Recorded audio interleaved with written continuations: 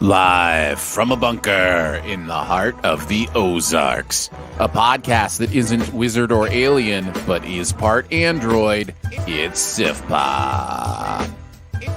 Welcome to Sif Pop Weekly, streaming live most weekends, are available to download later in your podcast feed. Unless, of course, you're a patron. Patrons get those perks! Patrons get those perks. I'm your host, Aaron Dicer, and each week we'll chat about movies, TV, and whatever else from the pop culture universe is on our minds. And joining me this week, please welcome our guest. He's courageous, righteous, hopeful, and has mastered posing stoically. It's Jonathan Paula, ladies and gentlemen. Thank you. Thank you very much. Welcome. Glad to be here. Glad to be back. Yeah, absolutely. You say Jonathan, that with such surprise. Like, I'm surprised you came back after what happened last week. Listen, just embrace the nerve verbal on reality. This guy. He walked in 5 minutes ago. I'm like, fine, we'll put you on the show. Speaking of people on the show, Andrew not able to join us this week, so we'll just be Jonathan and I, and we will be talking about Winter Falcon, as Jonathan calls it, instead of Shiva saying baby. And the entire title. And yeah, Shiva baby. We'll be talking about those for this week, and excited to do so. First, little catch-up time, Jonathan, since last month. How you been doing? How's life? How's everything going? Still in quarantine, Aaron. Haven't really left the house. I don't know. We're getting close. It feels like we're getting close. And I've been having a good April. It snowed recently here in New Hampshire in the middle of April, which is nice. Always fun. I bought some bulk Lego off the internet that my daughter and I were able to play with yesterday. Just dumped out a big pile on the floor. Great. And I got a new movie poster for my office, which the people on the video feed can see right over my shoulder. Yes. So like some light decorating happening here in the Paula household, but otherwise, just same old stuff. Just taking care of my young girls and watching movies every night. And excited to talk about the shows and stuff we're doing today. I will say we just finished recording the members-only pre-show, where we broke down some of the major Oscar categories and did some predictions and talked about what we wanted to win, what we thought should win, and what we thought will win for some of the major categories. So that'll be there if you're a Sif Pop member at patreon.com/SifPop, that conversation. And along with that, wanted to remind you that next week during the Oscars, we will be doing a live Oscar watch-along. We call it the Sposkers. And we have a great time doing that. Would love for you to join us.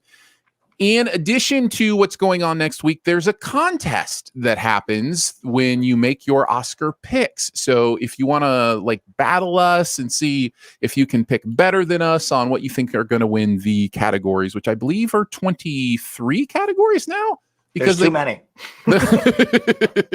Well, no one will ever get a perfect score. It's just you can't get all. There's those little tiny categories.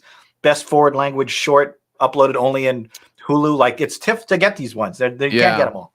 So the best ever has happened twice, and that's 22 out of 24.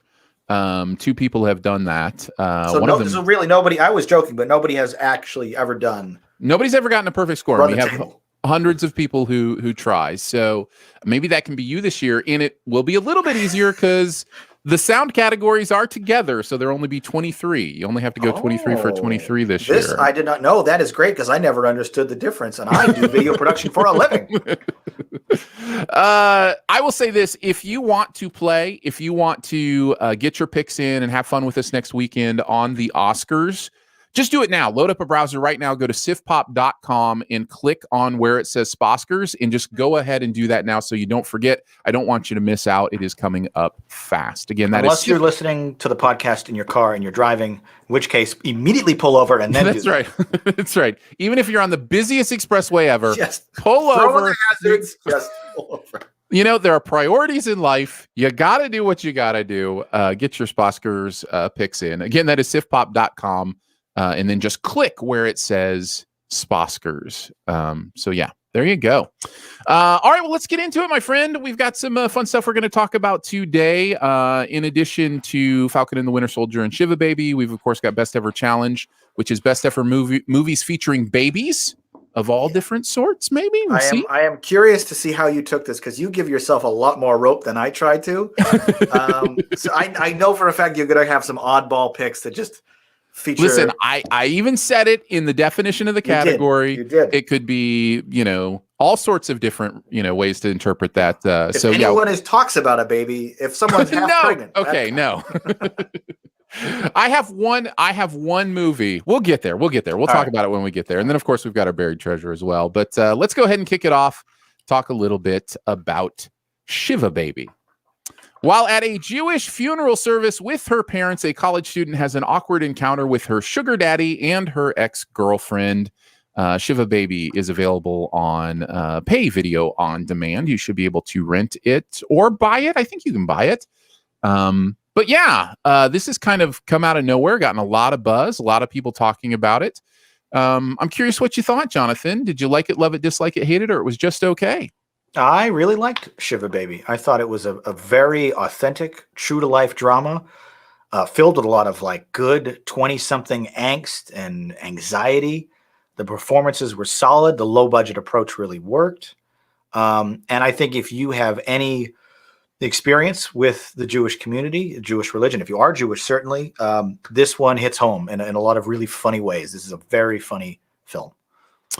I think we're going to be on similar pages. I am straight up in the liked it camp. I wouldn't even say high side of liked it or low side of liked it. I liked this movie. And so much of it has to do with the two things that you mentioned. So let's start there since we're on similar pages. One of them being how funny this movie is. Yeah, I guess we can start there. And it's definitely the sort of in the moment humor. There's not out and out jokes. It's just situational comedy and situational awkwardness. And just when you add a bleak setting like a Shiva or a funeral or a wake, the sort of everyone puts up their own sort of facade as to how they behave and how they act.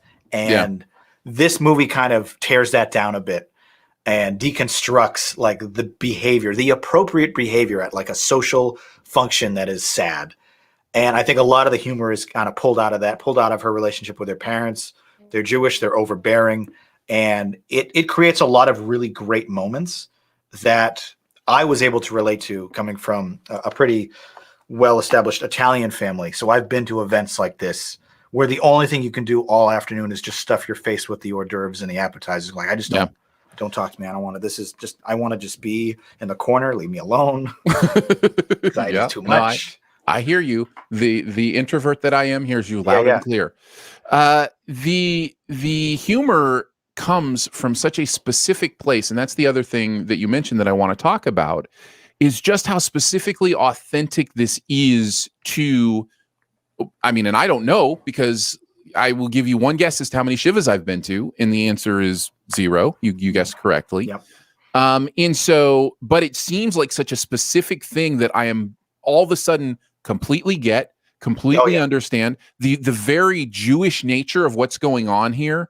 I have, seen that in other bits and pieces of pop culture from Jewish writers, Jewish creators.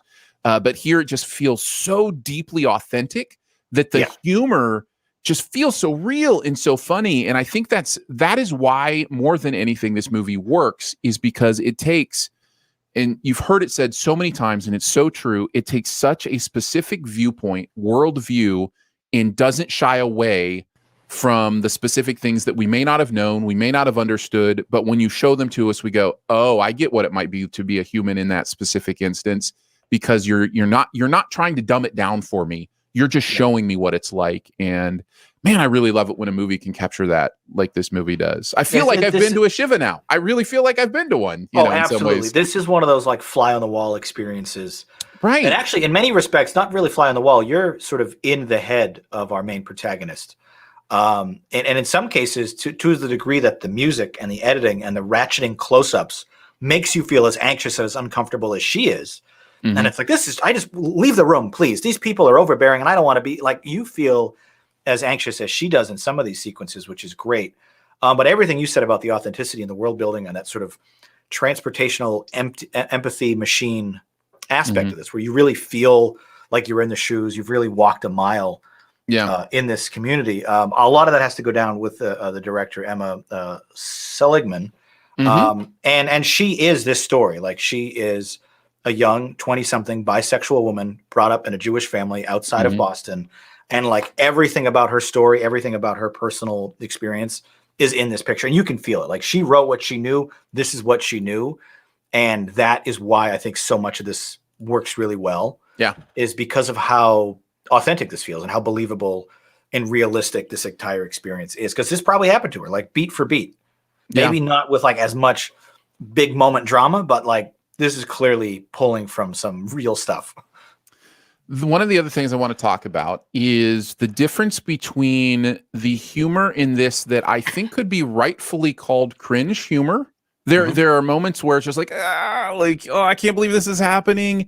And the idea of cringe humor as we know it, maybe thinking something like Borat or something like that.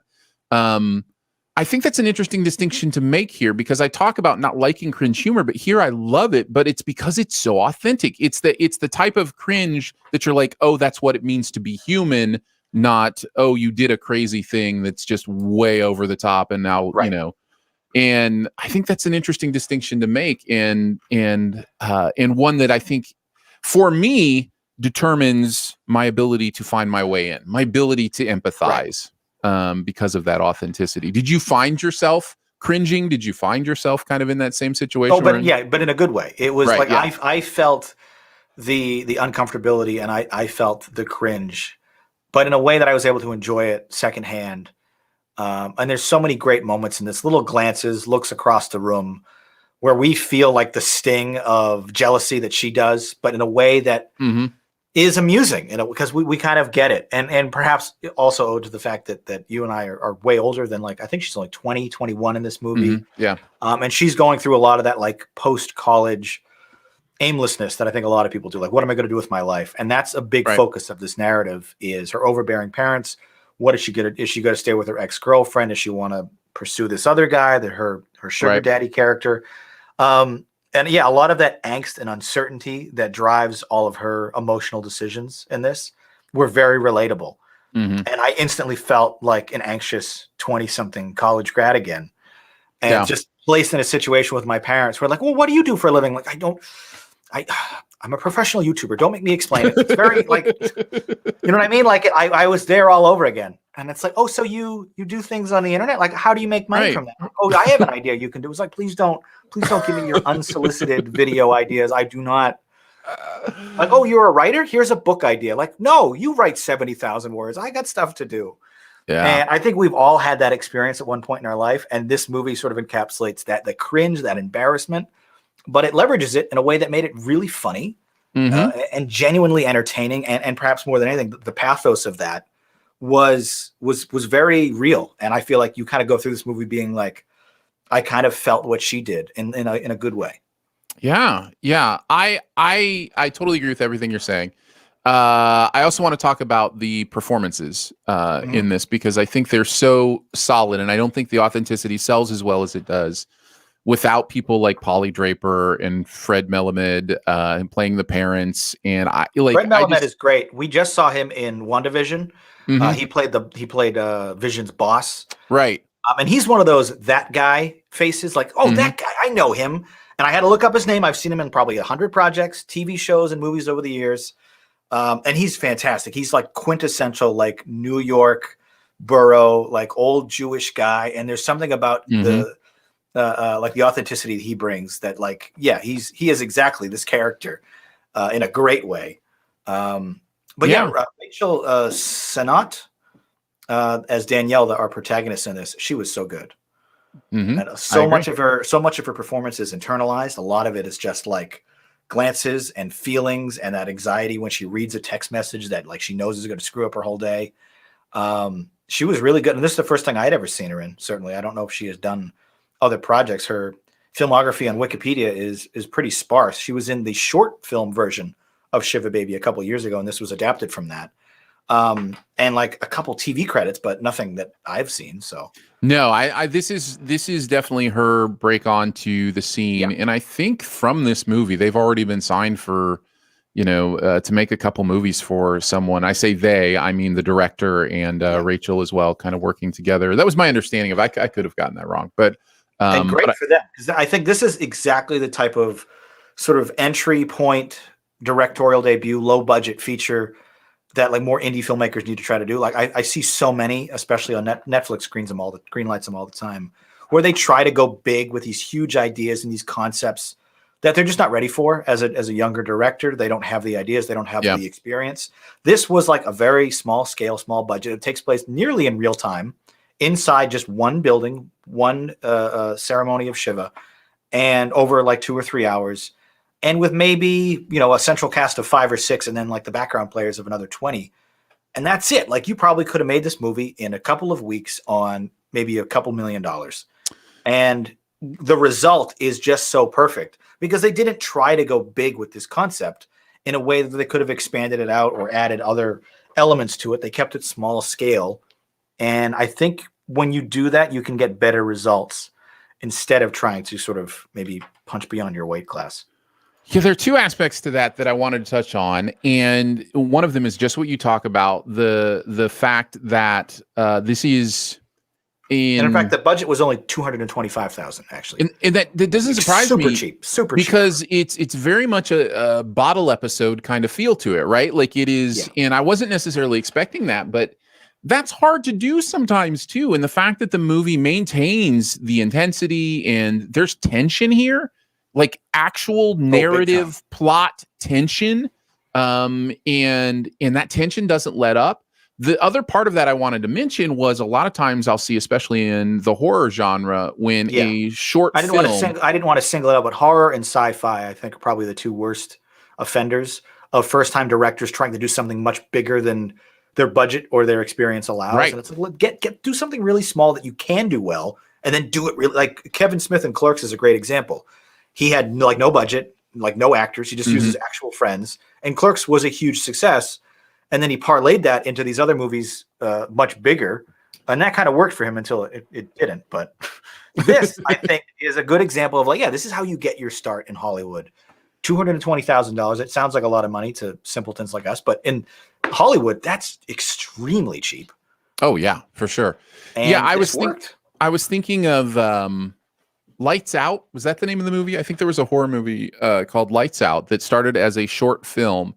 And this has happened to me many times with horror movies that start as short films. I feel like it should have stayed a short film. I feel like they didn't have what it took, whatever that is, to build it out. And it just felt like a one trick thing that didn't work for 90 minutes. It may have worked for 10 minutes, but it didn't work for 90 minutes.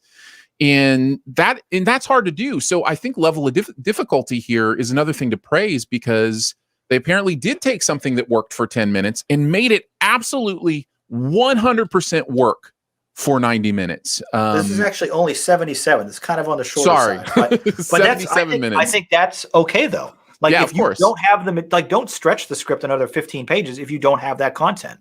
Like don't just like fill it out for the sake of hitting arbitrary run times. Like you qualify for awards and feature length at 40 minutes in most markets. 40 minutes is qualified as a feature. So like, get your 40 minutes and then call it a day. Like you don't have to make it artificially longer if you don't have the story to back it up. And this movie, I think, was perfectly paced. It was just as long as it needed to be. And it ends on a fantastic gag. Fantastic. Everyone piling into a minivan. And it's just one of those things you kind of shake your head like, oh my gosh, what is like, you're just sort of, again, you're like secondhand embarrassment runs through line this entire picture in a good way. Great. It's great. I do want to mention before we close out, I'll make this my one last thing. And if you have anything else you want to talk about, we can do that before we close it out. Mention Fred Melamed. I actually have known about him for a while because he got his start in voiceover, big voiceover guy. And so I knew him from that. And then even more recently, he was in the movie In a World. I was going to say he actually plays a voiceover guy in Lake Bell's movie In a World. Yeah, exactly. So, which is a really cute movie. I don't think a lot of people have seen, but it's a movie about voiceover artists, and it's funny. It's good. It's really good. And then Diana Agron, I've seen before. I watched Glee, and I know she was on Glee, and so I had seen her before as well. So I'm glad to see her getting some work too. Do you have anything else? My one last thing would be the music from Ariel Marks. A lot of it felt like a good horror movie, and I think that was deliberate. There were scenes where the protagonist Danielle is being surrounded by more and more people, and they keep asking her, "Oh, what did you major in? What's your job going to be?" Like, "Oh, who are you dating?" And it's just like she doesn't want to answer any of these questions. And the music ratchets up that tension with like all these really these sharp strings, and it was good, like an anxiety-inducing experience. That my wife literally turned to me and said, like, I am sweating right now. This is making me uncomfortable. I'm so glad we got there because I remember having the same thought that this is the most non-horror movie I've ever seen. Like it feels like it really has all the trappings of a horror movie and the emotion, the tension, from the best suspense movies. And like a couple extra shots of like a Melamed in the bathroom, like plugging into a green tube or something, or like opening up out of a pod, like in Invasion of the Body Snatchers. And this is a horror movie. Like just a couple shots where it's established the parents are aliens, and you're like, whoa, this is really scary. Yeah. Obviously, they're just Jewish. They're not monsters or anything, but like that, they get so close to putting that into your head. Like she hates everyone. Yeah.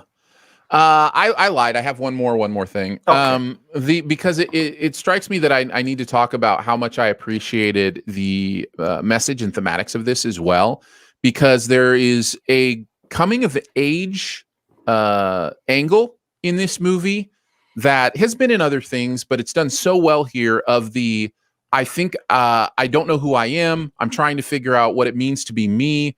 All these adults already know who they are, but then you realize, no, even the adults are still trying to figure out what it means to be them. And this movie very specifically allows her the revelation of, oh, everybody is faking their way through this in some way or another. And they kind of clown on the parents a couple times. Like the car has a bunch of extra stuff in the back because he was going to sell it or paint it or do something. And he clearly does not have his stuff together. He's unprepared.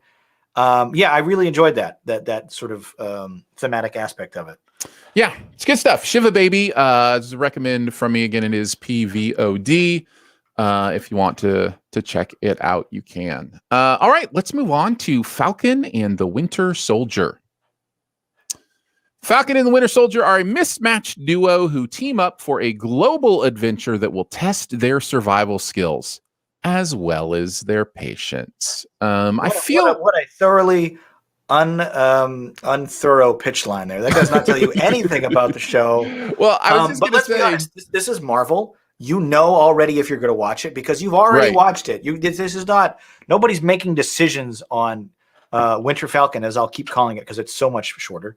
No one's making decisions to watch Winter Falcon based on the summary or the trailer. It's just, I'm in. Like I was in as soon as they greenlit this 2 years ago. Yeah. As soon as they put the Marvel logo at the front, it was something that I was going to watch. I feel like you could pretty much just throw any tagline from the Lethal Weapon movies and it would work for. I had not even made that connection, but I love it. This actually absolutely feels like a good sarcastic buddy cop comedy at its best scenes. There's definitely plenty of where it doesn't. Yeah.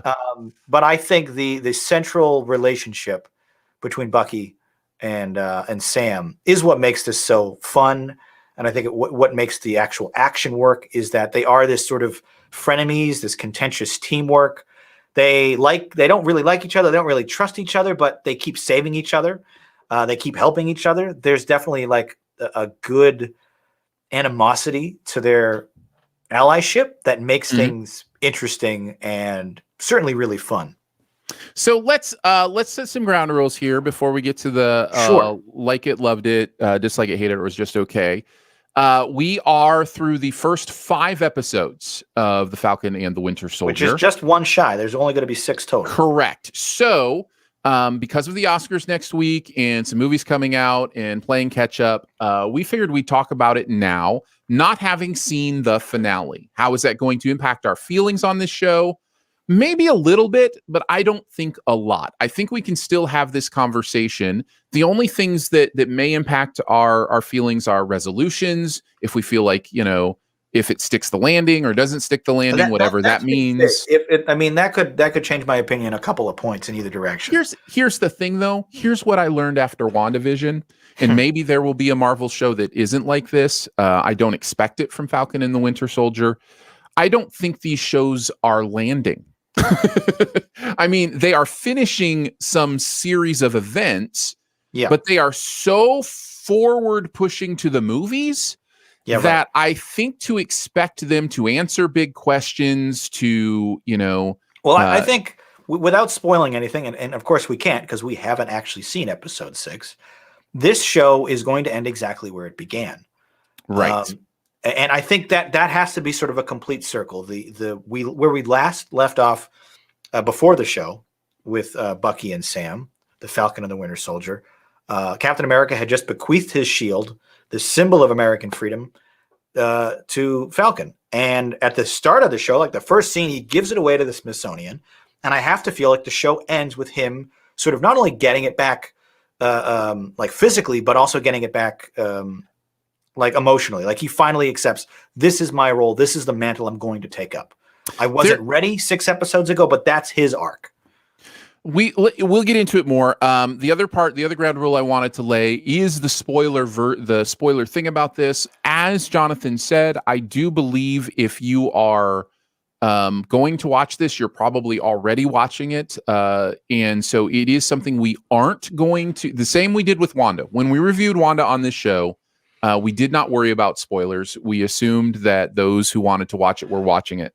Having said that, if you do not want to hear, we're not going to be like ultra go through every plot line spoilers, but we will be aware of events that will be better in reveals as they happen during these 5 episodes. If you have not watched Falcon and the Winter Soldier and you want to be surprised by those things, we probably already said too much. I keep talking out of turn. I'll let you. You can jump ahead because we aren't going to keep ourselves from talking about some of the major points in these 5 episodes that make the show what it is or what it is not. Now let's do it. Did you like it, love it, dislike it, hate it, or it was just okay? Jonathan, where are you at after 5 episodes? I definitely liked it. Really like it, but not anywhere close to loved it. I don't know how big that chasm is between like it and love it, but I'm... Well, you said I really liked it, but not anywhere close to loved it. I didn't realize there was that much of a span in the categories. Yeah, as soon as I said it out loud, I realized, no, that doesn't make any sense. So I'll put it in the middle of liked it. Firm liked it. I am on the high side of liked it, maybe even on the low side of loving it. I'll start here. The interesting thing about this show is it is exactly the show that I believe people who didn't like what WandaVision was doing will love. This is the show that you thought Marvel was going to give us. Yeah. And in fact, this show or a show like this probably would have been first in a different universe where the pandemic doesn't happen. WandaVision was not leading off with WandaVision was a curious but understandable choice given the sort of production issues with COVID. But yeah, this feels like a typical Marvel movie stretched out to 6 hours. Right. This has your humor, your action, and your sort of character beats that slow things down, and you're weaving in a little bit of that like lore of the other things that we hear about other characters. We bring in Zemo from the Civil War movie. That villain sort of has a Hannibal Lecter style return, and we bring in some characters from Wakanda and the Black Panther franchise. So there's a bit of like interweaving between different properties that I think we didn't get as much of in WandaVision, at least like with the main with Wanda. I mean, we got like some of these ancillary tech guys, and we got what's her name, Darcy. I forget her name. And the guy with the cards. I know who you're Blue, talking what's about. his name? I can't remember. I can't remember any actor's name right now. But yeah, you know what I mean. The part about WandaVision, that was, what is this? This is strange. This is weird. And one of the main reasons I love that show, and continue to think that was just incredible TV. For a lot of people, it was a bit too much. But I think they're getting what they want here. And I get it. Marvel is clearly not pinching pennies on the action on TV. They're clearly making incredible spending money on visual effects and all that kind of stuff. So they're giving it to us. And I think if that's what you want and what you were expecting from these TV shows, I think you're getting it here. And that is one of the primary reasons I'm having a good time too, is because I like it. I like this world. I like these characters.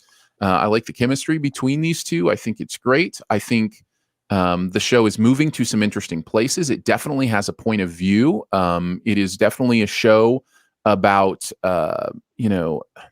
racism as it is applied to nationalism, and the idea of wrestling with the demons of your country at the same time as you want to, embrace your country. Like there's a real that we're all having to do. But especially a person of color who is dealing with what it means to be America. What does that really mean? How do you? I think that's been one of the most interesting sort of character threads, and certainly one of the most interesting subplots is Anthony Mackie as the Falcon, as Sam, struggling with how do I accept the responsibility and the symbolism of being Captain America, with the idea of that. That's ultimately why he rejects it in the beginning, I think, is how do I accept that responsibility while being a black man in a country that doesn't like me, that constantly maligns my race? Like, how do you reconcile a country, defending a country you love when it's filled with people that hate you? Filled with inherent deep bias that is going to, take a long time, if ever, to excise. It's built into the foundation in many ways. So I love that Marvel is going down that route. And I don't want to say they're going political. That's such a stupid phrase that carries no meaning to me. Like, political is comic book. They're all political. They all have politics involved.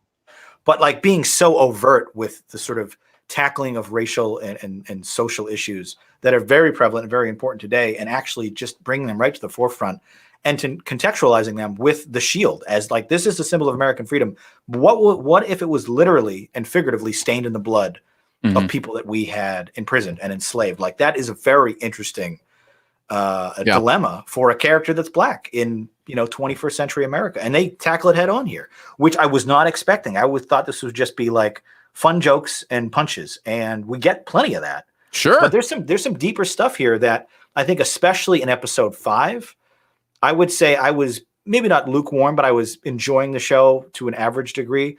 Episode 5 was a big slowdown. It opens with action, but then like 45 minutes straight is like character building. We get some nice montages, and we get a lot of introspection.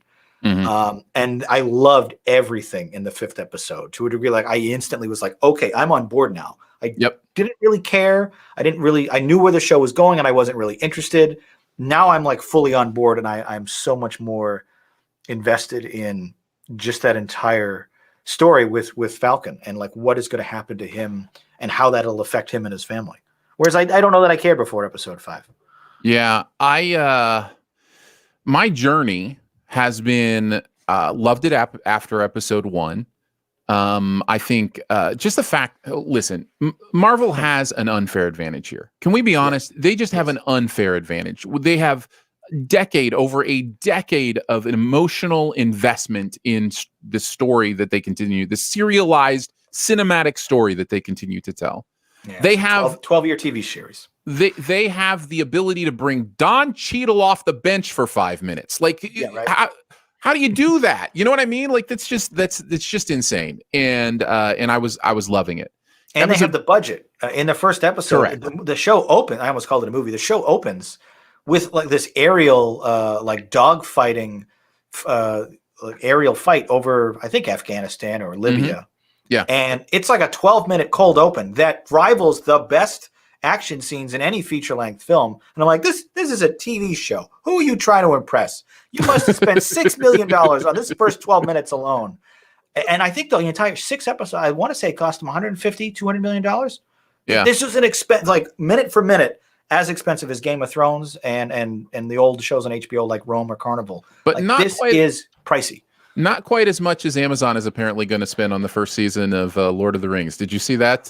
I heard something about 465 million. Yeah, I was going to say 400, right? Like that's what? That's the GDP of several African countries. Yeah. Probably European ones too. Like the big ones. Like how much does France make in a year? So, less than Marvel.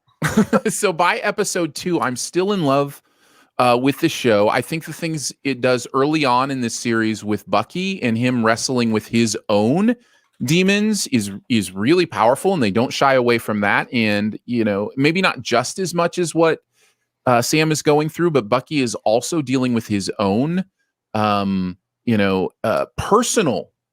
things that he has done. So there's a difference between a bias that is integrated into you or your country or those kind of things, and then the actual actions you take. And Bucky is wrestling with that. Yeah, I think it's been so fascinating to see a black guy that has been. We haven't seen like direct issues of Sam dealing with like racism. It's definitely implied, and we see it with other characters, and we hear about it. Teaming up with a guy that is like the literal personification of imperialism. Like the Winter Soldier was a white man brainwashed, sent to other countries to impose America's will. Like he is literally like the definition of imperialism as a person, like a brainwashed agent of America. Like the government complex. Just we have to go to other countries and take them over and imprison and like. And somehow they turn this character into like a really empathetic and interesting guy who you want to root for to overcome all of that baggage. Yeah. As he searches for meaning of like, can I even reconcile what I've done? Can I make amends for all these things I've done? Yeah. And his character and his plot has been really fascinating as well. So episode 1, episode 2, totally on board. Love it. Episode 3, I wasn't in. I was just like, all of a sudden, I think it's the Zemo prison break and that kind of stuff. And I was like, I get what's going on here, but so much of it didn't make sense to me. I still don't understand how they got Zemo out of prison. They really glossed right over that. I still don't understand why the Winter Soldier, specifically Bucky, would want to get him out of prison. Like, I mean, all the stuff the show is trying to do after the fact with the Wakandans, making sure that Zemo is taken care of or whatever. It shouldn't have been necessary. I just, the show never convinced me that the Zemo part was necessary. I'm glad. I love the three of them together. They're fun. He brought so much more humor great than I was expecting. He was a very funny character. I didn't have any buy-in. All of a sudden it became more point A to point B. Then you've got episode 4, and it's more point A to point B that feels rushed. The whole thing with the Wyatt Russell character, John Walker, I think. The new Cap, the new Captain America, where he ends at the end of that episode, standing over the dead body with the blood on the shield or whatever. And it's just that moment worked, but it was so...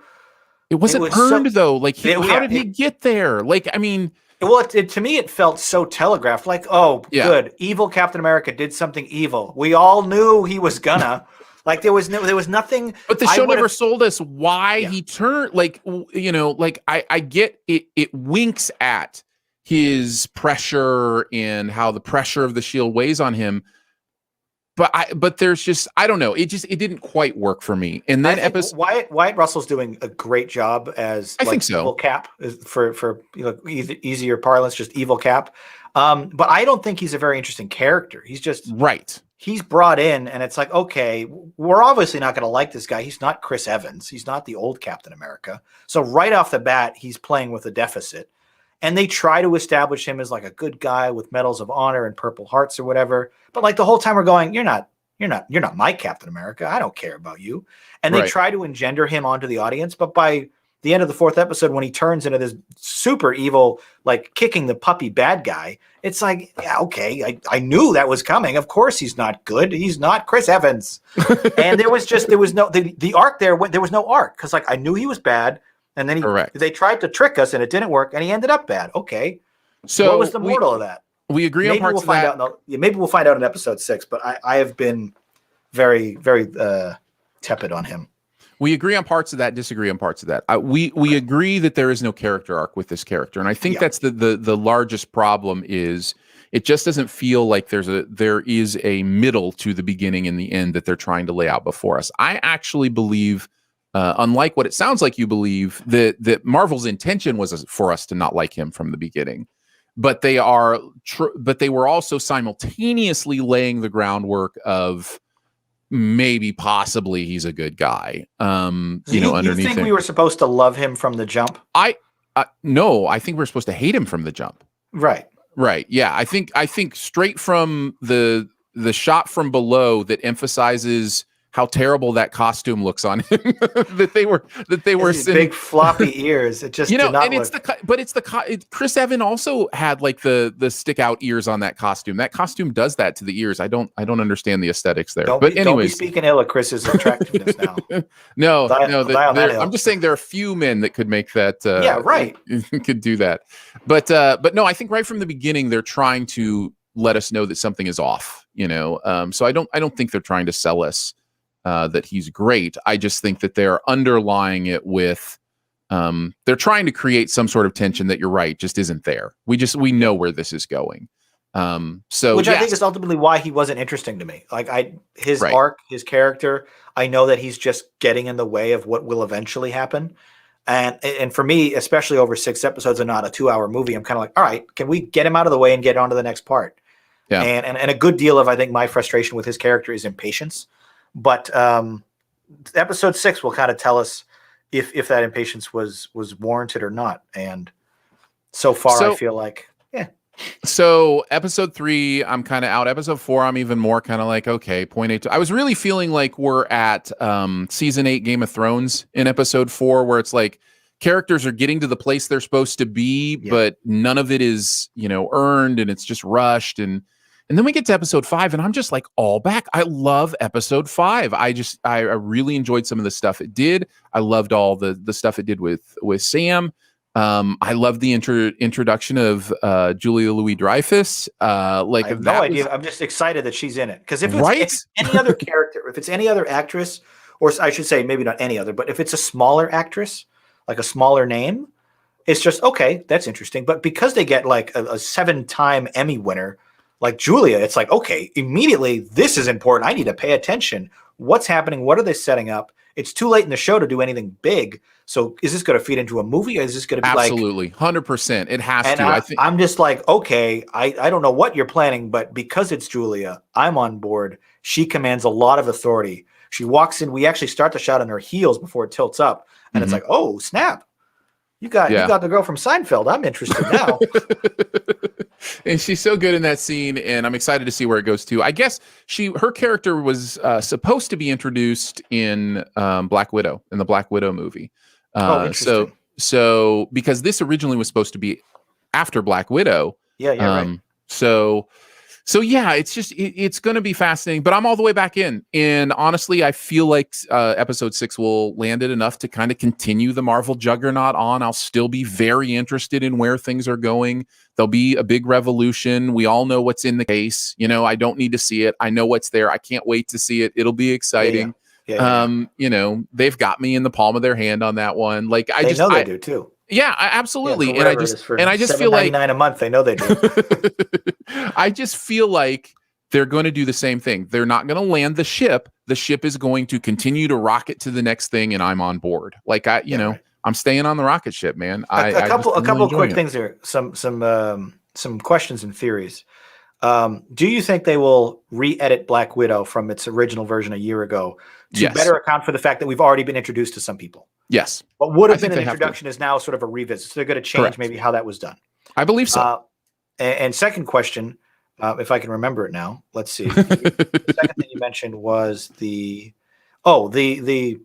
going into the next project, setting up everything in Marvel is setting up the next thing, right? We can't ever just end a movie without setting up the next one. My question is there anything Marvel could do that would derail that train? I mean, if they released a turd smelly enough, would we all be like, all right, that's it, we're not going to watch the next one? No, they've earned one turd. They've earned at least one turd. Too. But I mean, Pixar released Cars 2, right? Like, I mean, you get one or two. But what they would have to do, I think, is to, I don't know how to say this other than I think a lot of this has to do with the shepherding of the content, and Kevin Feige is a huge part of that. And I don't mean to sound like he's the only reason this works, but I do believe if there was somebody else who stepped in and had a different, but if somebody else stepped in and had a different vision for the overall storytelling, and it just didn't work as well, that's how the train derails. The train derails because the overall vision derails. Well, let's say they pull a spider. The only way we don't need to go down this road too much longer, but it's an interesting thought experiment that they pull like a Spider-Man, right? Where they have one bad movie, nobody likes it. It's another like Thor 2, some weird esoteric thing that we don't care for. And then what they do is we're going to reboot it. We're going to do all new cast. We're going to throw away 15 years of all the multiverse. I think it's over at that point. I don't think you can restart it. If they tried to restart and reboot and recast like they did with Spider-Man 2 or the X-Men, that's where people are like, forget it. This is like, especially since we only lost, for all intents and purposes, 2 characters after Endgame, Iron Man and Captain America. Black Widow was gone, but still really getting another movie. And all these other characters are getting their own TV show. So I think it's full steam ahead. And now that one train is now an express of multi-different tracks, all headed in new directions. So even if you hate Winter Falcon, I think tough, it's going to go. It's going to be really successful. This movie the show is going to drive up subscriptions on Disney Plus. It's going to lead right into Loki in a few weeks. I can't wait. I'm excited for it. I think episode 5 did some really exciting stuff where we finally start to see sort of the wind down of that arc over these 6 episodes. And now we know where this conclusion is really headed. And that's exciting. I love things that end.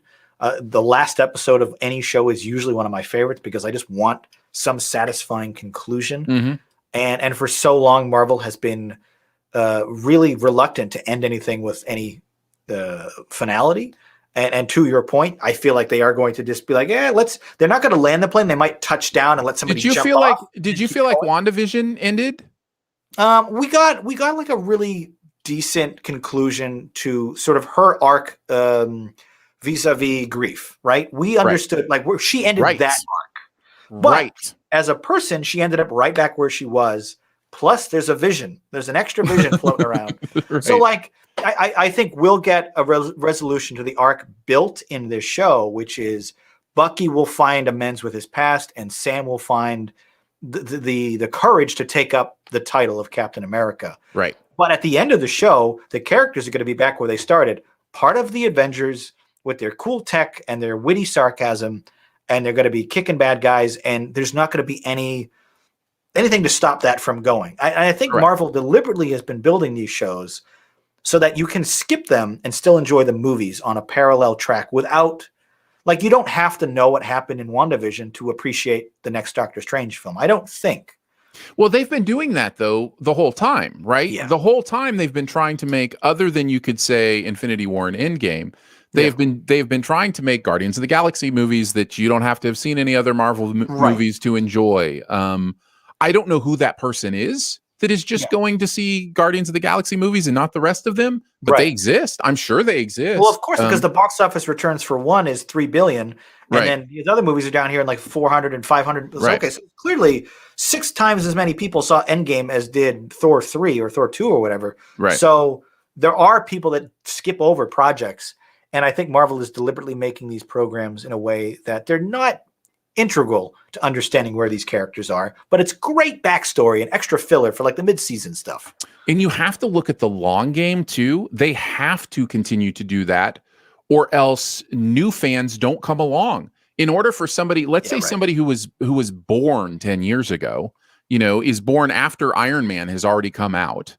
when they get to like movie watching, movie enjoying age, let's even say, 11, 12, It's that daunting. kind of range. There's hundreds, it's daunting. It's dozens of hours of content now. It's like me trying to think, well, do I really want to go back and watch all the Sopranos? Do I really want to, invest in this? I've heard it's amazing. It's great. So like, if they don't bring new people in a way that can be like, no, it's okay. You can go back to that stuff if you want to once you're in, but watch this movie. This is going to be fun. Like they have to do that on a long-term scale, or they're setting themselves up for obsolescence when, new, younger audiences come in and just like, well, and that probably will naturally happen anyway over time. There will be a bit of like, well, Marvel is my dad's thing, or Marvel is my grandpa's thing. That is a very interesting thought.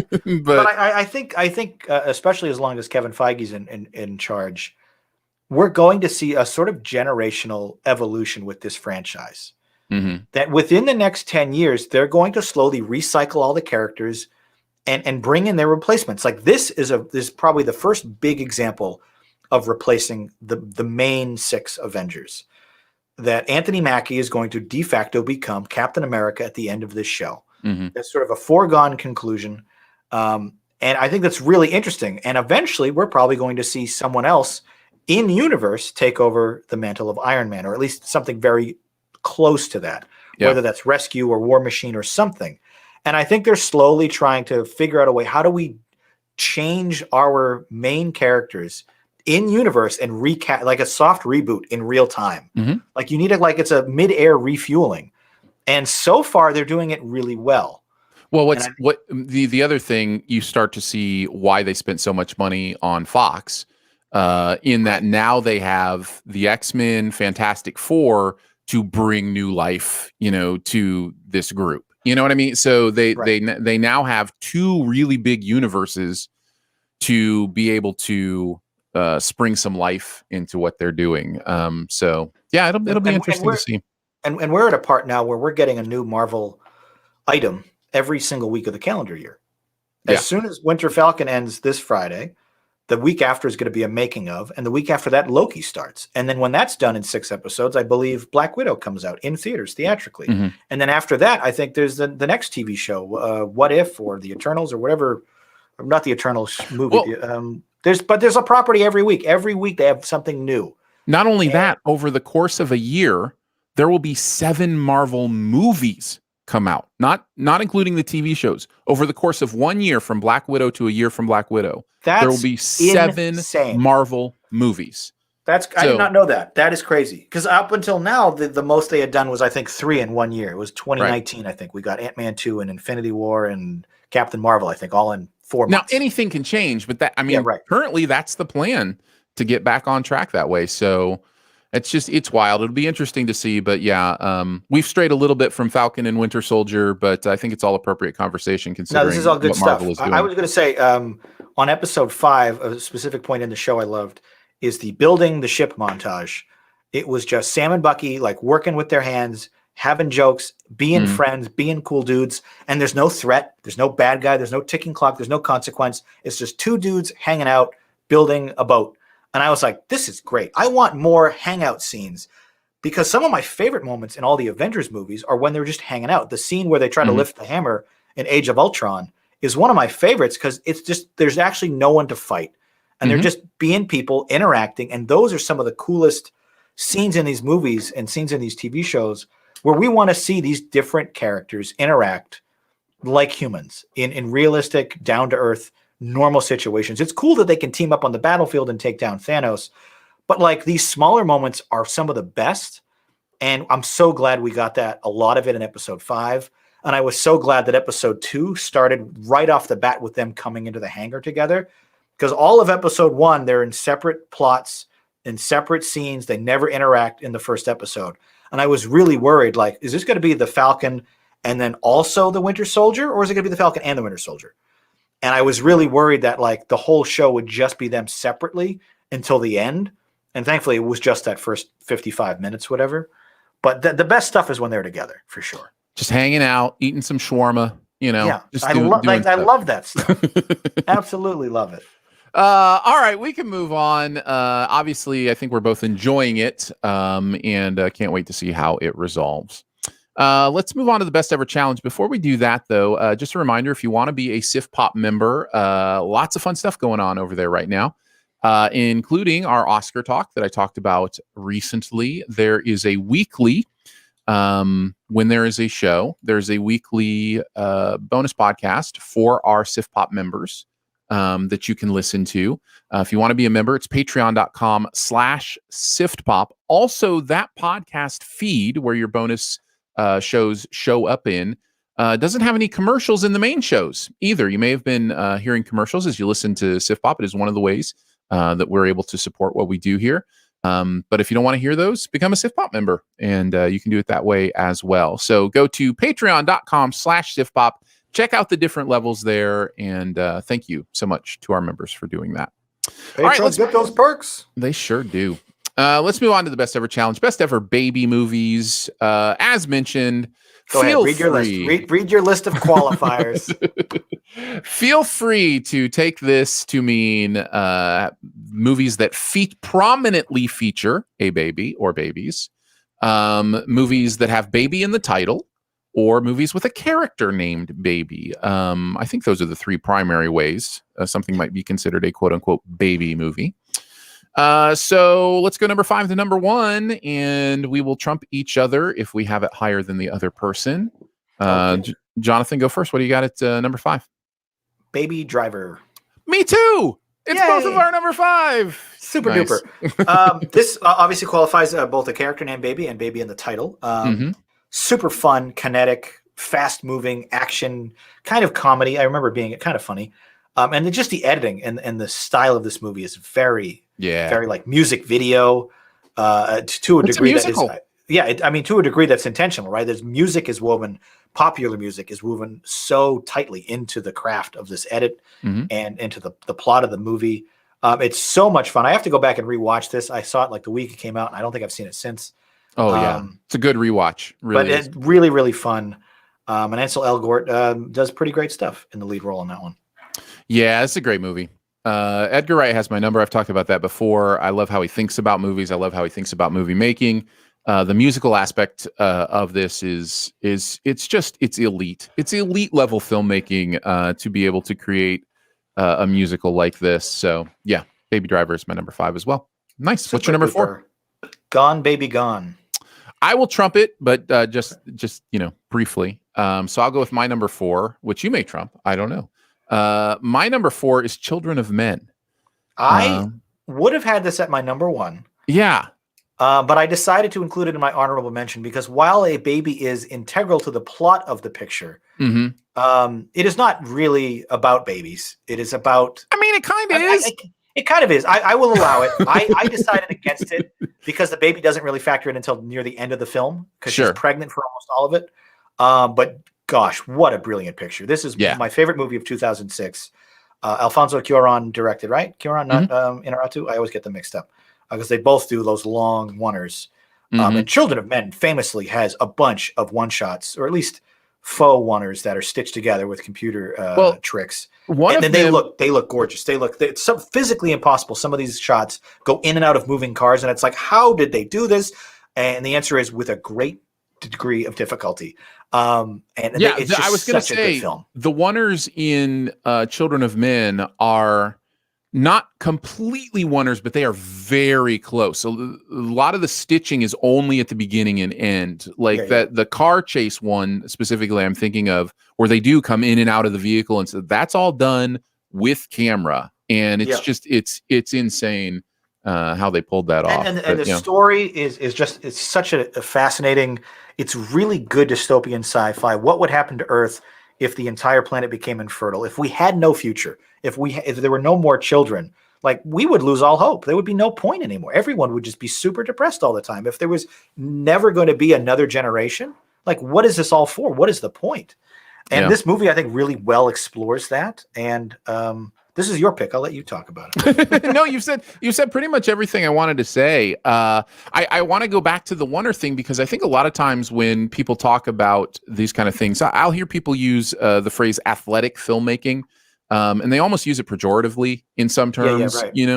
And the idea of oneers being this thing like, oh, this little thing I can do because it's cool, and it's like definitely no, it's definitely become showy. Like, oh, look how long mine is. It can be, but in the right hands, it's done because of how much it increases things like tension, immersion. You don't realize how much you lose immersion when a movie cuts, because you know what doesn't cut? Real life. Real life doesn't cut. Maybe when you go to sleep at night, you could call that a cut. I don't know. I'm just saying for the most slow part. Dissolve. It's a slow fade to black. I totally get what you're saying. And there's a scene at the end where Clive Owen has to walk through like a burned out building past all these military guys with the baby, with the first baby born on planet Earth in 20 years. And because the camera doesn't ever cut, we never ever get a chance to like breathe or exhale. And the entire time it's like there's so much tension. You're just waiting, like, get out of the building safely. Like, I just want you to leave the building safely. And I'm so afraid for you right now. And the fact that the camera doesn't ever leave him, you get this like ratcheting sense of claustrophobia and tension. It's like, I cannot believe we're like, it's a 12-minute shot or something by the end of it. And you're just so relieved when it finally cuts and it's like, oh my gosh, thank goodness. Yeah. So yes, I get what people are saying when they talk about athletic filmmaking. However, there's a reason that some of these things are done. And I think Children of Men shows that. So yeah, here you go. That was great movie. That was your number 3 or 4? That was my number 4. So we're on to your number 3. This one, primarily big time baby film. Look Who's Talking. Yeah. This is such a fun picture. John Travolta and Kirstie Alley. What is this, 1987, 88 when this came out? And Bruce Willis plays a talking baby. It's fantastic. This movie is just, it's a fun family movie. I rewatched it after my first daughter was born a couple years ago. And it doesn't hold up super well. Like there's definitely, it's not a fantastic picture, but there's something so quaint and innocent and just fun. How about a movie where a baby talks like Bruce Willis? That's just it's a perfect pitch line. All you need. That's all you need. The baby, and it's voiced by Bruce Willis. I'm in. This is fun. And there's something, it works. I think as a romantic comedy, they have great chemistry in this. They're a really good couple and you want to root for them. And there's just sort of that disparate worlds of like, he's a taxi driver and she's, I forget, like a waitress or something. Like they should be mismatched. They don't really get along. It was like a one night. Oh, he's not even the dad. He's like just a guy that helped, but he decides I'm going to take care of this kid. I'm going to be the dad. I'm going to be your husband. And there's something about, taking responsibility for a little baby Bruce Willis that just kind of melts hearts. And it's a funny film. When have you seen it? When's the last time you saw it? Just a few years ago. See, I haven't seen it since I was, really young. Watching it as an adult, it definitely, all right, this isn't as hilarious as I remember. But when I watched it as a kid, I thought it was fantastic. It gets points for that. It is a sort of an aimed at a lower audience. And I'll show this to my daughters when they're like 6 or 7, and they'll probably love it. Yeah, I don't have enough familiarity with it to put it on my list. But I do remember it being a lot of fun. So I'm glad it was in my honorable mentions to talk about at least. So I'm glad you had it on there. Let's talk about Gone Baby Gone. That's what I have at number 3. So sure. You had it at number 4. I had it at number 3. The quintessential go-to movie when I talk about moral conundrum movies. The idea of a movie that makes you walk out going, what would I do? And how long you process that. Gone Baby Gone is one of those movies. On top of the fact that it's really well made, really well acted. Again, we talk about Shiva Baby kind of being in a time and place and feeling authentic to the creator's worldview. Gone Baby Gone feels very much the same way. With how Boston it is, and I was gonna say this is definitely a very Homer movie for me. Like this is The Departed, Mystic River, The Town. There was like a 5-year period between 2005 2010 where we just got a slate of like really not just movies shot and filmed in Boston, but movies that like felt Boston in a way that like you were inseparable from the thread of the picture. That's one of the biggest things I remember about this movie is how well it sort of personified this area. In a way that was authentic, but also a bit critical. And the characters all had like a really good, like flawed, lived in realism to them. And Casey Affleck is fantastic. He's always been fantastic. Yeah, absolutely. Morgan Freeman, Casey Affleck, and Ben Affleck, of course, announcing himself as a director to be reckoned with. For sure. So yeah, Gone Baby Gone, definitely wanted to make sure it got on the list. Both has baby in the title and also prominently features a baby in the movie. All right, let's go to number twos, I believe. Is that right? This is Three Men and a Baby. This is another one I haven't seen in a while. This is a same idea. The same week, we brought our daughter back from the hospital, February 2018. We popped this in. This is, I think, the first movie we watched after she was born, and it was delightful to recontextualize it with that prism of like, okay, we're into this now. We're changing diapers. This is happening. We're not getting any sleep. Let's put on Tom Selleck and Ted Danson and Steve Guttenberg, right? Yeah, and it's a funny premise. Like three bachelors who have no intention of settling down. They're just left with a baby from one of their one-night stands, and the mom has flown the coop. And now these three guys in their 30s, the bachelor pad in Manhattan, how do we take care of a little girl? And it feels like a great pilot for a sitcom that never got produced. Like it's like the perfect setup for like a long-running sitcom, especially with Ted Danson and Steve Guttenberg. Like these guys, Ted has been a television mainstay for 35 years now. And this, I'm surprised this didn't get optioned for a TV show because it's such a fun premise. And I guess ultimately Full House was that, right? Three guys taking care of girls. Yeah, you're right. But this is really, if you like Full House, you'll like this movie. And it's funny, it's quirky, just a lot of antics about these guys. Like how do they dress them? Where are the diapers? Like we don't understand anything. They're just completely unprepared. And there's just a really sweethearted experience, and I really dug it. Nice. My number two is Roma. I've talked many times about how much I love this movie. Baby does feature prominently into this movie in a way that I think is the crux of what this movie does with our lead character. Man, I don't know what else I have to say about this movie other than I totally understand if somebody can't find their way into this movie. I get that a lot of what is happening here is very, very personal to the director and very personal to what's going on. Once it clicked with me, it moved me in the way that few movies ever have. And not only that, I've heard you talk about this film before, and I'm pleased that you have such an experience. I didn't ultimately, and this is one of the few pictures I think you and I have disagreed with on more than a couple of points, I should say. But hearing you talk about it is just like, that's fantastic. I love when I have that experience after a picture. I didn't get it from Roma, but I understand why you did. And there are some really powerful scenes in that film. The one at the beach is like, oh my gosh. Yeah. You're just gutted and you're just like in a ball of knots for the entire 3 minutes, whatever. Yeah, I could talk often about thematically what Quran is doing here. By the way, second Quran movie on the list. And in fact, if it was going really abstract, I could put Gravity on here because that movie is very much about birth, even though it's never explicitly about that. I think that's definitely sort of a thematic. Oh, for sure. Yeah, with her floating around with the umbilical cord and I mean, it's very much about birth. But anyways, I didn't go that far. But he definitely plays with the idea of parenting, birthing, all that stuff in his movies. It obviously means something very deep to him. So yeah, Roma comes in at number 2 for me. Which brings us to our number ones, my friend. What do you got at your number 1? The 1938 screwball comedy with Katharine Hepburn and Cary Grant, Bringing Up Baby. This movie is a laugh a minute. And at 102 minutes, that's a century of laughs right there. This movie, I think if people are, I know definitely people are maybe hesitant or afraid to get into older pictures. 1938 black and white comedy. How relevant, how funny could it still be today, 70-something years later? Pretty funny. Extremely funny. This movie is fantastic. It's hilarious. And if you're afraid or trepidatious about going into an older movie in this genre, this I think is a great first step. Watch this and I cannot imagine you leaving this picture without some appreciation of how funny and how paradoxical some of the moments are. This feels like the best moments of a sitcom. It's just fast. The dialogue is really fresh and witty. And it's one of those things where all these moments are happening simultaneously and they all kind of it's a pile of coincidences. I mean, that's sort of the essence of any good screwball comedy.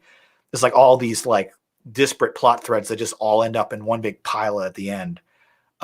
This is so funny. It's on AFI's top 100, I believe.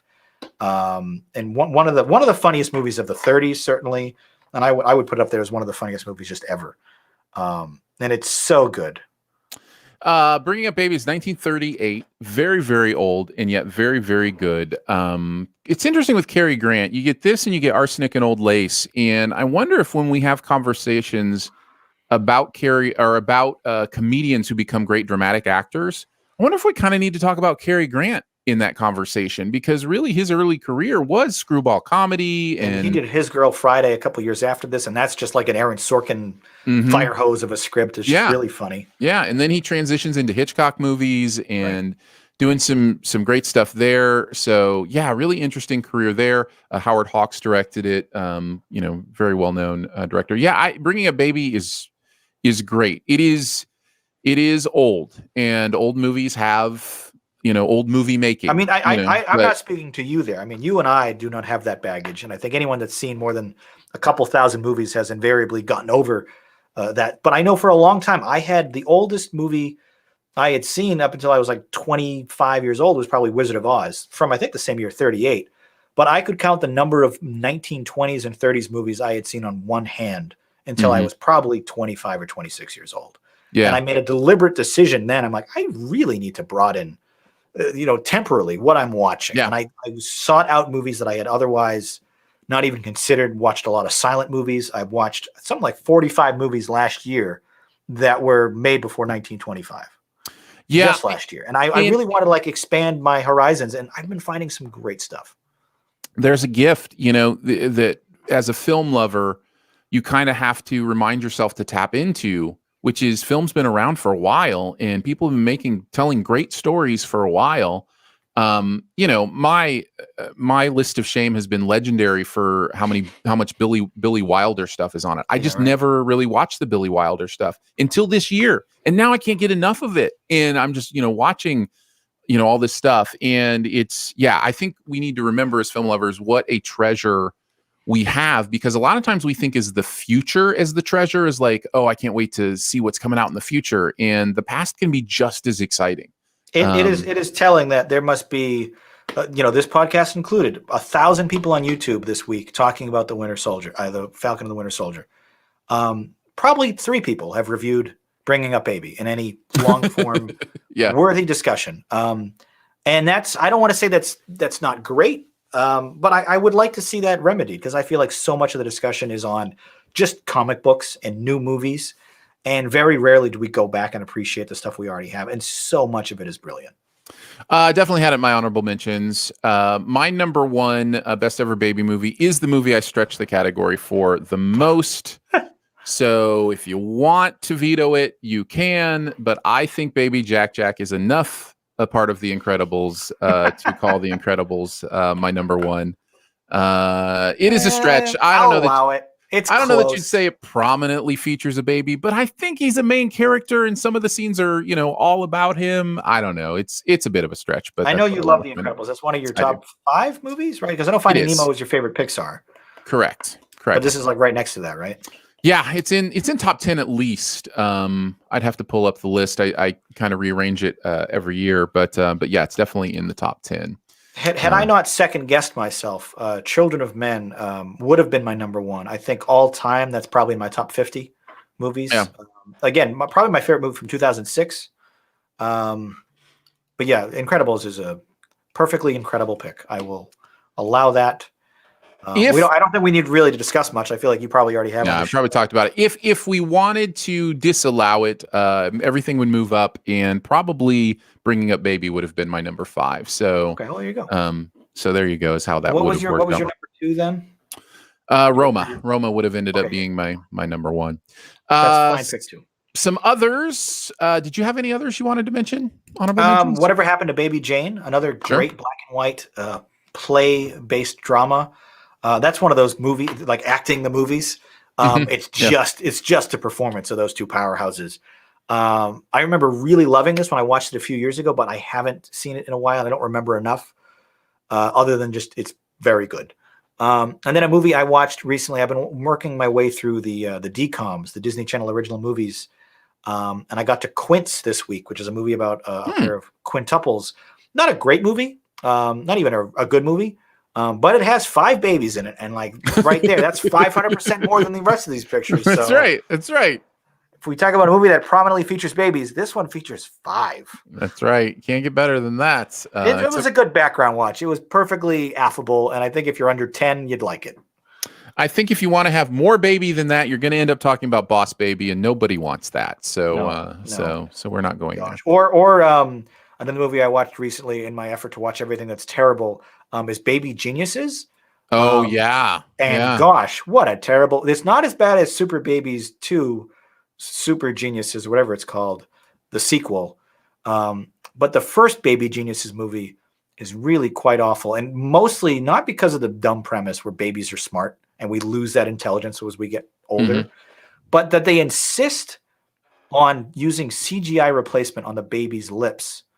Like in Look Who's Talking, Bruce Willis is voicing the baby, but the mouth doesn't move. We just hear it internalized like we do in many animal movies. We just hear the voice. In the Super Babies movies, they replace their lips, and it just looks so uncanny and looks so disturbing to see babies move and talk like a human. Like it's just so unnatural, and you hate it. It's you hate to see it. Easy to hate. Let's see. Juno, I think probably deserves a mention. Dirty Dancing, possibly a mention in there as well. In a corner. Raising Arizona, I think, is a good one to bring up. Definitely a baby. I haven't seen that yet. That's actually near the. That's like probably top 20 on my list of shame, actually. Okay, fair enough. Let's see. Rosemary's Baby. Someone mentioned in the chat. I hated that. We'll put that next to Quince and Super Babies as my dishonorable mentions. And then a couple that are a bit of a stretch, but I do think the babies fit fairly prominently in there. Into the Woods and Neighbors both have babies. Neighbors definitely. Into the Woods, I guess. Yeah.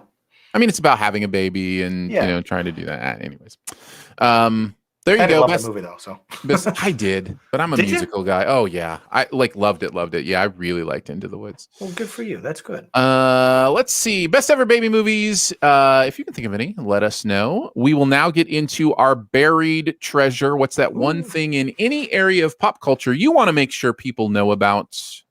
Jonathan is our guest. You get to go last, so I will kick us off. Kind of going on the same thing we were talking about with appreciating different eras of film and the treasure that is the past.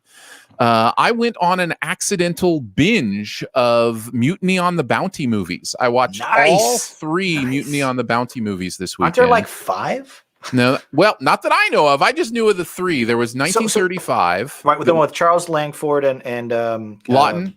I think it was Lawton and Gable. And Gable, Mark Gable. And then the 50s one with there's a 50s 60s. one with 62 was Brando. Okay, that's the last one. Okay, 62 with Brando, and then 85 with Mel Gibson, right? Correct. Yeah, 84, I think. Yeah, with Mel Gibson and Anthony Hopkins as Bligh, as Captain Bligh. Now, I will tell you, I knew a little bit about this story. It's a pretty famous story. And I found this process of watching these 3 movies back to back to back so fascinating. I think you can learn a lot about different styles of storytelling, how changing the emphasis of a story completely changes the movie. This is a really great week of like film school. If you want to learn stuff about movie making, even just the different eras, like, and we're due, right? You've got the 30s, the 60s, the 80s. Like, we're due for another Mutiny on the Bounty movie. Maybe that's why I thought there was a 4th one, but I could be mixing it up with Robin Hood has had like 100. Sure, yeah. But I know we've had one recently. I thought there was a Mutiny on the Bounty that came out in the last 5 years, but I guess not. I would recommend them all for different reasons. I liked the Bounty the least. I liked the Mel Gibson, Anthony Hopkins one, right? Yeah, one the least. And I've only seen the first, and I've seen the original from 35 and the 84, and I love the Clark Gable one. That film is absolutely phenomenal. So here's the thing. That is an Oscar-winning film. The one in 62 was nominated for a bunch of stuff and does have Brando in it. I actually watched 62 first. It was just kind of in my line of movies to watch. This is how I accidentally stumbled into this. Realized I hadn't watched the 35 version, so I watched that next, and I was like, well, I might as well, knock the 84 version off too and watch that.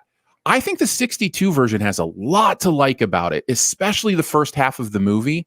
I think it is the best mutiny scene of the three. I think the way they decide to set that event is better than the other two. They set it in a daylight moment where things are building to a crescendo, and then Brando's just had enough and he goes for it.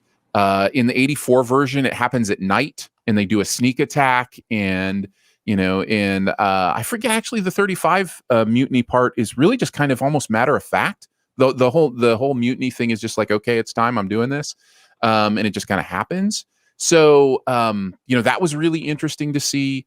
The second half of the 62 version is not great. Brando gets really into like this moody version of the Christian Fletcher character where it really becomes all about Christian Fletcher, just like solely about, he's all bummed out. At the end, he decides, we're going back to England. We're going to convince them that Bligh is the reason this happened. And if they hang us, but we need to go back. His men burn the boat behind his back and to keep them from going back to England to do that, which is completely different than the other two movies play this. I think it's also historically inaccurate as well. Well, there's a lot unknown historically, right? Like this happened, so far ago, and there are different reports.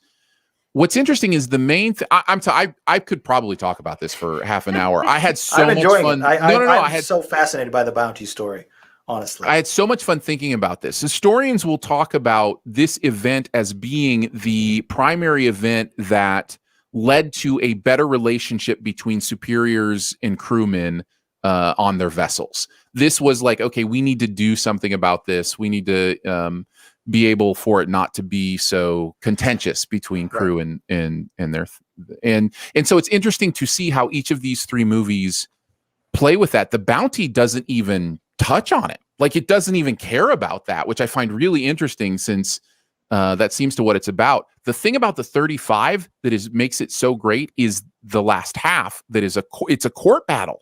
The last half of the first mutiny on the bounty is about who was in the right and who was, Christian Fletcher's not there because he's off on the Pitcairn Islands or whatever, or disappears somewhere.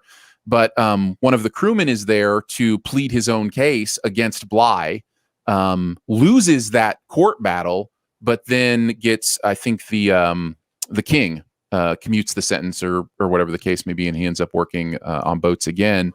The Bligh character is an absolute villain in 35 and 62 and is the hero of the movie in 84. Bligh is absolutely 100% the hero of that movie. It ends with him with a single tear coming down his face as he's acquitted because he did nothing wrong. And it was really all Christian Fletcher just being lovesick for the native island and their time on Tahiti that just lost his mind because he was so in love with the girl on Tahiti.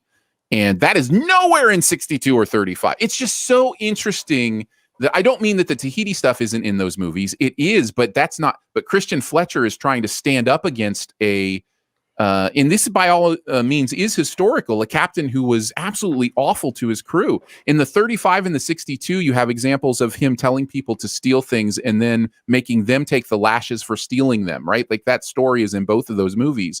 You have keel hauling in both of those movies, which is this terrible torture where you make somebody drag them under the ship, I remember that being pretty rough. None of that is in the bounty. He does none of those things. He's a great captain who's a little bit stern, but Christian Fletcher can't handle it. And I find that so interesting to see how differently these movies are handled. This, occasionally where I'll watch a movie that has an updated version. I remember watching A Perfect Murder right after Dial M for Murder.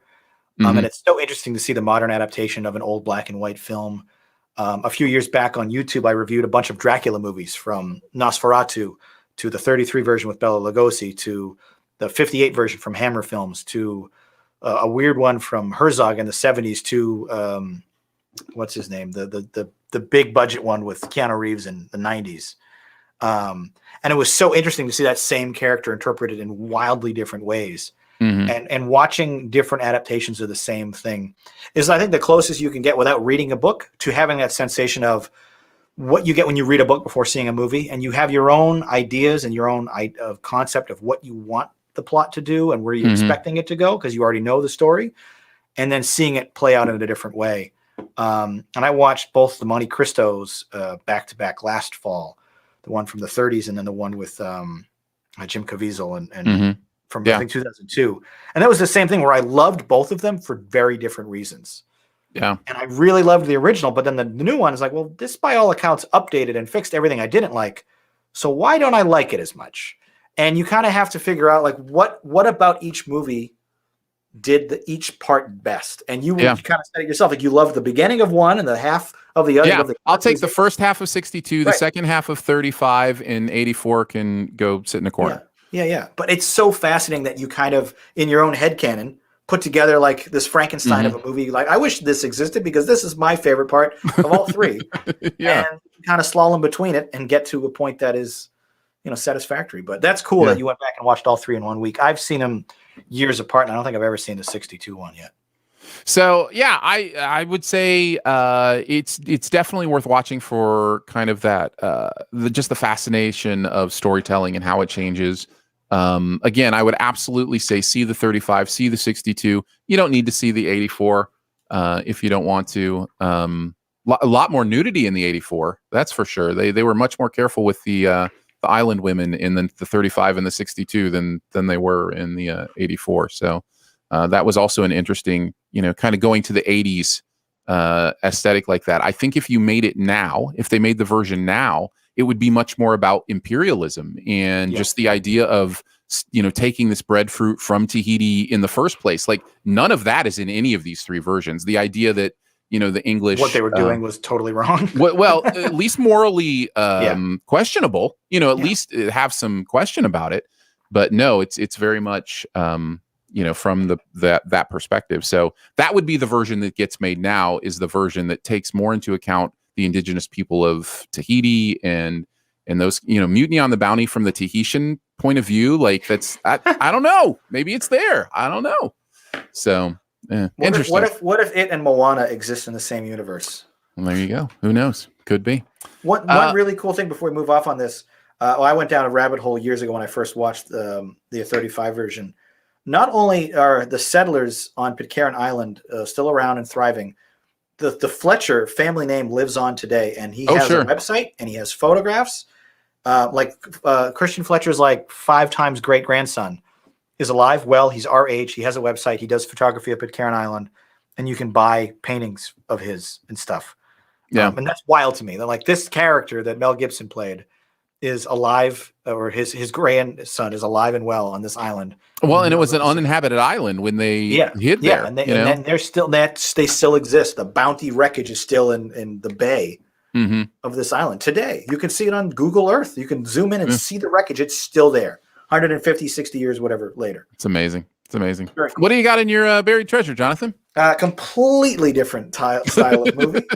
I'm going with Tiny Toon Adventures: How I Spent My Vacation. Oh, okay.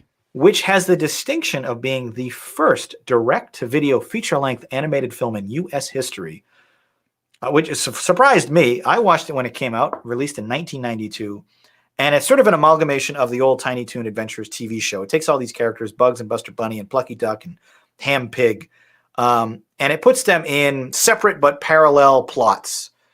Which is kind of the only way you can stretch like a Tiny Toon Adventure format to 80 minutes, is no one plot thread is longer than 20. But they're all happening simultaneously. And the reason I went back and revisited this for the first time in 30 years is because there's a joke in there where Plucky mentions that at this rate, we won't get to Happy World Land, this Disney World analog. He pulls out the map, does this calculation, one of those long jokes where he's like, I have to carry the one, We'll be there on April 6, 2021. So in accordance with that joke, I watched it on April 6th. Nice. I had probably seen this movie 15 or 20 times as a kid. And it was so fascinating to go back to a movie that I have not seen in close to 3 full decades. And everything in this movie I remembered and didn't simultaneously, if that makes any sense. I could not remember a single minute of this film when I started it, but every single joke was like, oh my gosh, that's where that is. So much of this was outside the boundary of my memory, but was right there. And as soon as the joke happened, I remembered it instantly. And there was something really fascinating about going back and watching a childhood favorite that I haven't seen in so long and seeing how it holds up, how much of that influenced my comedy and my sensibilities as like a 7-year-old. Yeah. And it holds up. It was still really funny. There was a lot of really good jokes and so much of the adult humor here I completely missed as a kid. There's long extended gags involving talk show hosts like David Letterman and Jay Leno. And I'm like, I would not have got this at 7 years old. But as an adult, I really appreciated this joke where they have Roseanne Barr fall off a balcony. Like, that was funny. And it was this kind of thing like this was in a kid's movie. I liked this. It was a trip. So my advice would be not necessarily this movie, but find that picture that you remember loving as a kid, the VHS or the DVD you wore out as a child. Yeah. Get your hands, especially if you haven't seen it at all since. And certainly I grew up on a lot of the old Disney classics like Aladdin, but I had watched those before and since. But find a movie you haven't, the longest time you can remember between when you last watched it and today. Give that a revisit. It was a fun experience. Escape from Witch Mountain. I had that experience with Apple Dumpling Gang, Tim Conway. You know, a lot of this stuff, by the way, is on Disney Plus. Like this is a treasure trove of that kind of stuff for you. Flight of the Navigator was like that for me a little bit. Like, you're right. You like remember bits and pieces, but not really a lot. And then you watch it and you're like, oh no, I know every single joke in this, in this movie. It's as they were so happening, weird. As the jokes were happening, I'm like, oh my gosh, yes. I remember this. I remember the line. I remember the intonation of the delivery. Yeah, totally. Like second to second, I was remembering it in real time. But a minute before that, I had no idea what would happen next. Yeah. And it was kind of great. It was really cool. Nice. Very fun. Well, we did it, man. We did a podcast. We accomplished what we set out to do. We may not have gotten breadfruit to bring back to England, but we talked did make for 90 minutes. We did. We're winners. Thank you so much for joining us today. Sif Pop is part of the Studio DNA Podcast Network. You can find out more about other shows on the network at studiodna.media or by searching Studio DNA in your podcast player. Huge thanks to producer Phil for producing the audio and video show today. Appreciate you, Phil. Thanks to Drew for putting together some of the content for the show today. Big clap, I think is what Andrew says. And thank you to Jonathan, Paula, for hanging out. Where do you want to send people? What do you want to tell them about Jonathan Paula Industries? Again, every time you ask me this, I'm always so ashamed that I haven't done anything except this podcast. But I have been very active on Letterboxd lately. I wrote something like 8 reviews in 8 days, and these are like long 600-word reviews. So I'm proud is probably too strong a word, but I'm really glad that I'm trying to shake off some of that rust and get more into a critical awareness of what I've been watching. Wrote a long write-up on the Passion of the Christ on Easter. So yeah, check me out on letterboxd.com/JONPAULA, John Paula. And I'm also reviewing a bunch of Disney Channel original movies as I watch all 106 of those this year. I am up to the year 2000, where Disney, I kid you not, released something like 16 movies in a single year. Wow. Why? I don't know why. That's every 3 weeks. Cool it, guys. So I'm only at 2000, but I've watched at least 12 or 13 now, and none of them are good. There you Absolutely go. Zero have been good. Also want to thank our Sif Pop members for giving monthly to make Sif Pop a real thing. Support starts at $3 a month. $5 a month gets you access to every bonus episode as well. So check out all the levels, the perks, all that fun stuff at patreon.com/SifPop. Lots of ways to connect with us. Feel free to comment, rate, or leave a review at Apple Podcasts or wherever you listen. And you can email us as well, feedback@sifpop.com. And finally, if you're having a good time, your movie-loving friends will probably like the show too, so make sure you let them know about it, and that listening is much easier than burning yourself with Sheila's lukewarm coffee. We will be back next week with the Oscar show, but it will be video only. Your podcast feed will be empty, but please tune in to the show on YouTube, Twitch, anywhere else that you can follow the Sif Pop Show video. We'll be doing that next week, and then we'll be back in 2 weeks on the podcast with some more fun stuff, probably including Mortal Kombat. So we will see you then. Bye. Bye. Stuart, thank you for hanging out with us. Jay Bourgeois, Slab, good to see you as well. Cheryl, thanks for hanging out with us today. Heath Bar, Rachel, lots of people hanging out in the chat. Really appreciate you guys. David hanging out says Zemo is the fastest way to the terrorists. He can get the heroes to the bad guys the quickest, as demonstrating by finding out where the funeral was. I just remembered I wanted to talk about Madripoor and how cool that city looked. Right? Because it's not a real city. They made that up, and I thought that was super neat. I love world building in a neo-futuristic setting like that, and that's all I really had to say, but missed it in the show proper. David, I understand what you're saying, and I know that's what the show is selling us. I just have a feeling they could have found their way elsewhere without breaking out that specific person. But yes, that is what the show is saying. I guess we have to take them at their own verbal reality. Let's see. Stuart says, love Flight of the Navigator. Haven't watched it in so long. Also wonder if it holds up. I think, in some ways it's not about it holding up though, right? Like when you have it lodged in your brain as a kid, it's just kind of about reliving it. And the fact that you still remember it means it held up. In some ways, yes, right? And perhaps more importantly, it's not for adults. It's for kids. Kids born in the 80s and 90s. And for them, it was a big deal. I only watched it first time as an adult. And I remember thinking, dang it, I wish I watched this when I was 7 because I would have flipped. I would have flipped out for this movie. It's so much fun from that perspective. As an adult, I was like, okay, this is pretty fun, but I would have loved it as a child. And that's important to remember. Slab says, who makes Steven Gutenberg a star? We do. The Stonecutters. Stonecutters, always welcome I love here. a good Simpsons callback. Jay Bourgeois says, the discussion about Look Who's Talking is the way I feel about Baby's Day Out. Remembered enjoying it when I was younger. Haven't seen it in forever. Stuart also says, soundtrack for Baby Driver was great. When Baby gets the coffee for the team, it's one of my favorite scenes. Totally agree. That scene completely sets that movie up perfectly. So yeah, appreciate everyone hanging out with us and having a good time today. Also, I see Joey up there a little bit further, and Buck and Ian. Yeah, glad to see you guys hanging out with us.